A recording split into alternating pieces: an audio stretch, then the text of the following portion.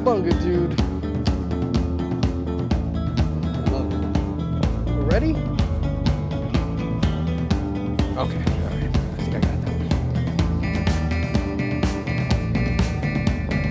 Hey everybody, it's the Thrift Store Sheik coming to you live and so well from Long Beach, California. And this is our show. In each new episode, we're going to be taking you to thrift stores, vintage stores, consignment stores, so many, many stores. And we're going to be looking at great clothes, books, toys, digging for some of that thrift store treasure, and best of all, talking to some great people. But that's not all. We're also going to be spotlighting what we like to call thrift life, a way to save you money and get you out into town and having some fun, even if you're a little strapped for cash. And the Thrift Store Sheik, he loves the thrift life.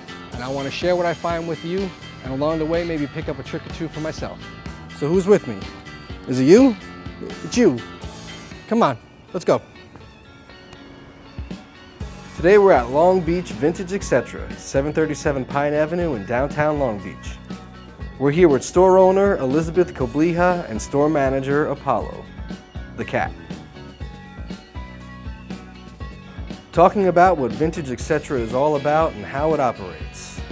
For the most part, we have between 30 and 40 dealers, we call them, here selling. And what they have done is they're like-minded individuals, so they take a pride in what they have, and so they have rented their own little area from me. So it's a sort of a sublet cooperative situation inside here, because this is 5,000 square feet. So it's a big space. So yeah, so we have about, like I said, between 30 and 40 dealers at any given time who have set up their own little mini shop within the shop. And they sell what they sell. Some of them specifically sell what we call like antiques or rustic gold, vintage, just some of them have a specialty. Some of them just sell whatever they find, right? Yeah. So they come in, they set up their little booths the way they like it. They do their own little marketing and they do their own merchandising of their shop, and then I sell it for them. So I'm here all the time for the most part. And we talk about records. It's been great because in the last couple months we've gotten a new record store right on the corner. New records, because we have vintage vinyl here, which is awesome. If you're looking for some vintage, Kinks, Rolling Stone, Beatles, Supremes, and we have a listening station so you can listen to the old vinyl to make sure that's what you want or it's sounds okay. But we have a great selection of vintage vinyl. And we also talked to vendor and upcycling artist extraordinaire Michelle Gertis about her experiences at Vintage Etc. and some of her interesting pieces. Yeah, it was actually an end table, but it was a Kirby, which means I found it right on the curb, down the street. We love my those. own street, and Kirby's, yeah. I love it. And then repainted it, and we put an electric meter on the bottom of it, and then we ran a conduit up the top, put an old-fashioned Edison light bulb on it with a little bread pan. Wow, And a little toggle switch on the actual top of the table. So you flip the toggle switch and the light bulb would come on, and the electric meter would run in the bottom. It was really cool. Very cool. It was very cool. I wish I'd seen that one. It was awesome. And I thought, it's going to sit here for a while because they put a lot of work into it. It was super unique, and it was priced accordingly. It was one of the higher end products in here. It didn't last that long. It was a week. It sold practically immediately to an artist who lives in the Masonic lofts. So luckily it's staying local. Susan King, she's an adult education teacher. She shares this space with her student, Paul R. Devon. He is the artist of the majority of the work here. He paints them, he prices them, he calls all the shots where that is concerned. And she has a couple of, I think these top pieces are hers, everything else are his. It's just fantastic to see that set up. I mean, you can come in here and you can get blown away by all the glassware and the vintage clothes, which are all fantastic, but it's really great to come around a corner and see this. This is a testament to somebody really caring about who she is, her job, and the effect that she could have on her students in a very positive way. Over here, on top of this, a great store. It's got the building, the storefront has a great history. At one time, way back, I believe in the 20s, this was a bank, and they still have the vault. And you see they're using it as a little vendor stall now, some lanterns back there, license plates, some great outdoorsy, old-timey stuff like that. But here's the door, still intact. Apparently it doesn't lock. I was assured that the door doesn't lock anymore. But I would still hate to be on the other side of that door when it slams shut, regardless.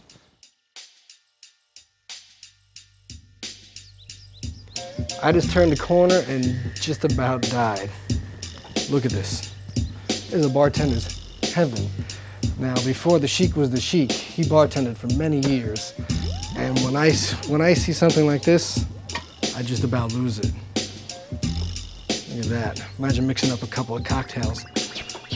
I'll have a Manhattan, please. Oh, make me a Bloody Mary. Looking like a dirty martini. Just look at that. Oh, it's so fancy. This is why I love coming to places like this. I might not be going home with this today, but man, just sitting back and looking at it, touching it, makes me happy all the same. Thrift life, baby. Thrift life. I'm gonna interview the dog. Hi everybody, it's the Thrift Store Sheik coming to you very much alive and very excited from the city of the Long Beach. Today we're on 4th Street, Retro Row, for the semi-annual Retro Ramble and Sidewalk Sale. I can't wait to check this out. This here is my first ramble, seeing as I'm new in town, and I got a feeling this is gonna be so good.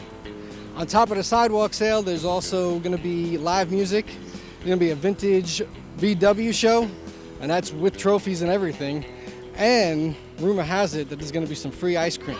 That's right, you heard me, free ice cream. So what are we waiting for? Let's get this show started and check it out, yo. Here we are with some of the entries to the vintage VW show. There's some great cars here. Now the Sheik, he prefers his cars old and with some fins, some nice big fins, but you cannot deny the classic quality of an old VW. I mean, these cars have a beauty all unto their own, and I love them. Especially cars like this. And let's look at that simple engine, baby. This is the reason you can't kill a VW. This is the reason that they're still around so plentiful. This engine, I mean, you do just about anything to it. You flood it, you can't destroy these engines. I love it. Cowabunga, dude. Turtle power. How cool is that?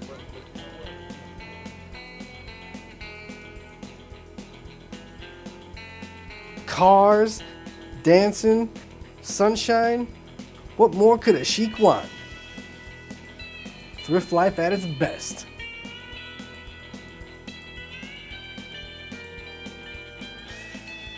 We're here at La Bamba, and this is their pile sale.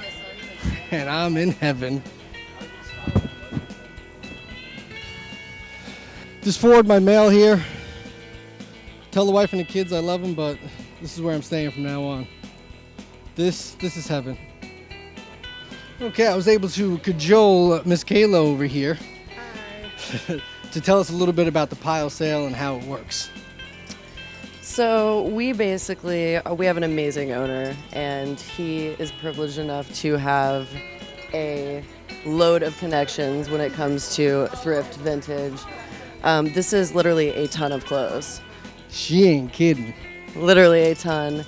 Our most expensive item is $5, and our cheapest item is $2. $2?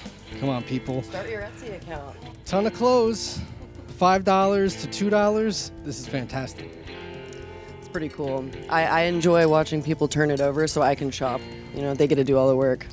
You got that inside tips right here. And I just got one more question before we go. Hey, Kayla, is Dee Dee home? Dee Dee's not here no more. I love the tat. Thank you. Yes. You know about it, Ramones? Better. Yeah, well. Thank you so much, Kayla. I really appreciate the time. And thank you.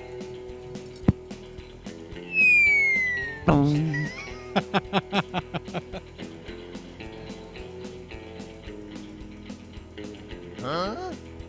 What? Did we find some treasures? Yes. You all having a fun time? I mean, there are so many people out. This is such a blast. This is so much fun. Hey, buddy. What are you looking at? On top of all there is to look at, there's also so much to hear. Like Say Reed and Alicia Murphy playing at the Songbird stage.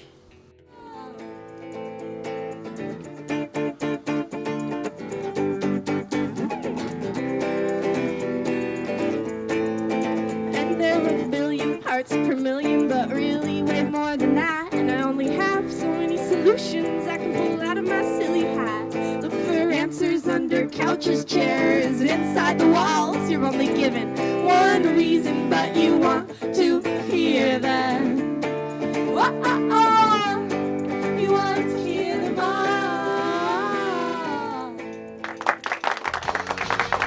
Well, I told you there was going to be live music, and I was loving listening to the girls' set. Until the show got a little blue, and this being a family show, I figured it was time to split and look for that sweet, sweet ice cream. Does anybody know where the free ice cream is? Free ice cream. Thank you, fellas. And that's when I saw it. And there it was.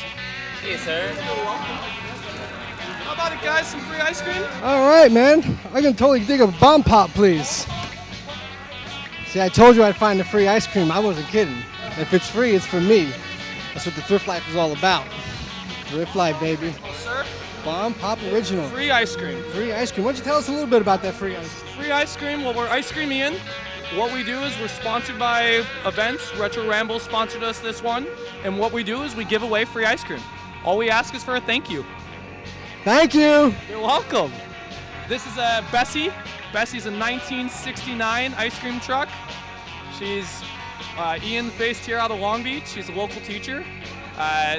Really, it's one of those where if you've got a party, event, something where people would be stoked on free ice cream, contact Ice Cream Ian. We'd be happy to come out and give away ice cream at your place.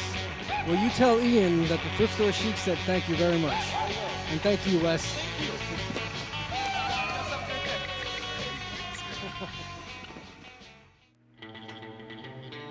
Well, we couldn't leave the row without taking a look at one of its landmarks. Right in back of me, you're taking a look at the Art Theater. Now, it was opened in 1924, and at that time it had a very Grauman's Chinese theater look. 1934, it was remodeled after an earthquake the previous year. That's when it was given its distinctive Art Deco look. Now, again, in 1947, it underwent another remodeling where they increased the size of the theater. In 2008, it was remodeled one last time, this time to the original blueprints. And to top it all off, on Saturdays, they do Rocky Horror Picture Show at midnight. I haven't been there yet, but you better believe it's on my list of things to do in Long Beach. And who knows, maybe later in the future we could all go together and make a night out of it.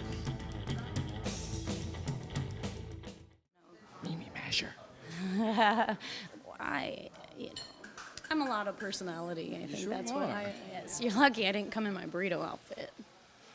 I was going to say, I think we missed out on something here, but, you know, I'm hoping that this is the beginning of a beautiful friendship here.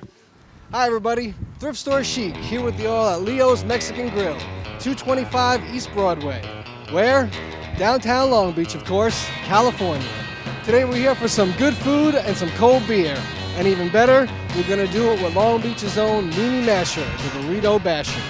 I've been looking forward to this, and I'm so excited that she could be here with us today. So without further ado, it's my great pleasure to introduce to you Miss Mimi Masher. Skating, skating, never hesitating. She needs some sleeping. Okay. All right, we're gonna have a California burrito. And you are with Mimi Masher, so you have to have a burrito. I'm so happy. I'm so happy. Yeah, I eat burritos. She eats a lot of burritos. Oh, excuse us, but something important has just come up. California burritos, because we're in California. And I'm here with Mimi Masher, Burrito Queen. I have not had it. It's really good. It's really good. It was the first burrito I had here last time, and I really enjoyed it. Well, being that it's got high marks from you, I know I'm in store for something fantastic, something amazing. Burrito-tastic. Yes. Cheers. Cheers. Happy burrito. Mimi here loves burritos so much that she has a website devoted to them. She's going to tell us about that too. Well, I have over 2,000 pictures of my burritos. That's a lot of burritos. But I got my first BlackBerry for a job, and I lived by Del Taco, and I would take pictures of my burritos. And next thing I knew, my phone was full of burrito pictures, and Some people have certain unmentionable things filling up their phones, but Miss Mimi here, it's all burritos. And remember, size doesn't matter. and the way they roll, but that doesn't make a good joke. We'll figure something out. I had a Facebook burrito fetish. I've had that for quite a while because my regular friends who were trying to diet and things didn't care so much to see my burrito pictures all the time. Just kind of gaining weight just looking at Yeah, them. they're like, damn you, I want to eat a burrito every time you post that. So out of respect, I created a page, burrito fetish. And then from there, I got to thinking, I'd like to make a coffee table book at some point out of them. That'd be pretty cool. But in the meantime, I started a website, MimiEatsBurritos.com. MimiEatsBurritos.com. That's MIMI. Sure, send me your burrito pictures. I do love to get them. I just want to have Mimi show us her tattoo here. She's going to tell us about it, and it's a very sweet, lovely story. Well, I married my high school sweetheart, and this was how we sealed the deal. He asked me, Mimi, what kind of tattoo do you want? And I said, I want a burrito tattoo. So he has the other half of my burrito. He's got the female hand, and it says true love when you put them together. And yeah, I dig it. That's damn beautiful. That is damn beautiful. I love it. We're kind of a cutie couple, I can't lie. And you can, on my website, you can also invite me to dinner. There is a page where you can invite me to a burrito dinner.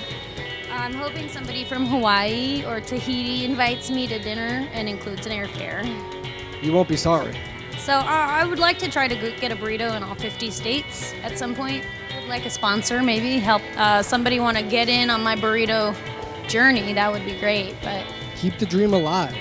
Keep the passion alive. Leo's is great for burritos, but check this out. Every Tuesday and Friday, you get $1 beers and tacos for $1.25 all day long. If that's not a Thrift Life dream deal, then I don't know what is. But I do, so check it out. Okay, so what I wanted to talk about was Mimi Masher's origin story. Like, I kind of envision a little Mimi, maybe at a roller rink, skating her heart out, so don't stop believing. well, I got my first skates at 5 as a little girl. I skated around my front yard, my street. It was covered in jacaranda leaves, flowers. I always had them on my wheels. And I spent a lot of time at Skate Depot. So this was a rink. Yeah, indoor rink. I remember one summer I pretended I was French. So any person I met, I had a French accent, and I was just a little weirdo. But so I skated there a lot, and then I had a girls skateboard company in about 2006. So I spent quite a while on a skateboard. That's kind of how I got into roller derby. My skateboard company was probably one of the first of its kind in a long time, all girl. This giant door was opened, and behind it was some beautiful glittering group of girls that It was like love at first sight. yeah, and it was fun. I was in fresh meat while I knew most of these girls, so I was skating with like a group of unknowns basically. I get in a lot of articles, they call me the roller derby queen, and I think that's couldn't be farther from the truth. I think I'm more of a roller queen. Rather than just strictly derby. No, I never made it. I had a little bit of a knee injury, and I never made it out of fresh meat. That's kind of how I got involved with the juniors, was to stay relevant in derby. I coached the kids. Fantastic. And see, that's another thing that I wanted to talk about is how you're keeping that roller derby tradition alive through the next generation with these little girls. Can you tell us about that? Oh yeah, I've been working with Junior Derby for about 5 years, and for me, it goes beyond Derby because I just want these kids to have a good time. We talk about life, we talk about periods, anything they need, I'm there. From skate parks, they go with some of the other coaches now, to parades, Junior Derby, basic roller skating. Not every kid wants to play Derby, and that's fine. I just want to keep them active. I want them to feel a part of something. We're more of a family. We have some of the best parents, and we all get together. We're going camping this summer. I love how everybody's involved through the whole process. That's so important, to not only have people who are organizing it, people who are running it, the coaches, but when the parents are involved too, that always makes me feel good. Mimi, I was hoping that we could talk a little bit about the running of the Dames. Oh! I don't know what bulls sound like. All right, so Running of the Dames is a race that is like Running of the Bulls, where we replace bulls with roller girls. The runners wear football flags, flag footballs. Yeah, the ones that you snatch out of their backs or their pants. Yes. Well, they're on a belt. And then the girls try to chase you and take your flags. The one with the last flag remaining goes on to the final race, and then the winner is crowned with fabulous prizes. Do the girl. What size shoe are you? 8.5. I might have roller skates for you. You should come down and do a session with me. You know what? I'll do that. I mean, Just shake on it. I might get hurt. I will get hurt, but I think I'm up for the challenge. Oh, you know what? I've had a grandmother out there. I've had an older photographer friend I know. All sorts of funny people. Tricks. Well, we'll get you standing up first. Okay, thank you. I'm over here ready to twirl, and I can't even stand up. I like twirling. So Mimi, thank you so much for making time for us, for our little show, and talking with us. It was so much fun. Oh, you bet. I think you say burrito and I'll be there. Burrito. It's almost like a magic power. When in times of trouble, when you're at your darkest hour, just say burrito. And I'll be there. She'll be there. Oh.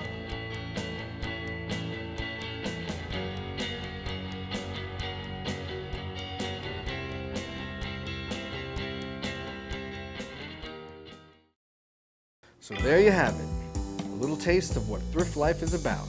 It goes beyond just saving money though. The events we go to, the parades, the street fairs, art fairs, all these great events are put together by amazing people who care about their communities. These events bring local business out and draw people in. This keeps money local, which is also good for the community. And what is the Thrift Lifer's role in all this? These events get you up and out and getting to know the community.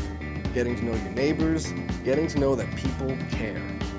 So go on, people. Get out there more. Money's no excuse. The worst thing that can happen is you might meet a bunch of great people and have a good time. Spread the word about the thrift life. Spread the word about your local events. Tell your friends' friends. Post about it on your favorite social media outlets. Get involved and most of all, enjoy. I do. Caring is free. It don't get more thrift life than that. Hello? Already? Okay. All right, love you. Well, everybody, it looks like we're out of time and out of show. I hope you enjoyed it. I hope it was as good for you as it was for me. And we would love for you all to stick around with us because we've got so much more to thrift life that we want to share. This is the Thrift Store Sheik saying goodbye. God bless and chic out.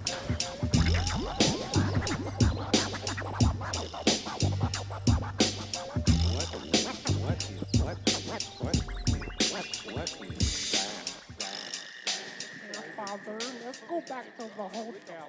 Oh, come on, let's have a little fun for a team. Pick it up. 15. Maybe pick it up just a little bit. Okay. This one a little more high energy. Pow, pow, pow. You got enough for me. I hope you liked it. I hope you and we hope you this is the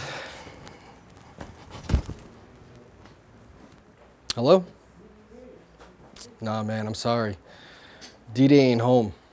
Yeah. All right. Goodbye.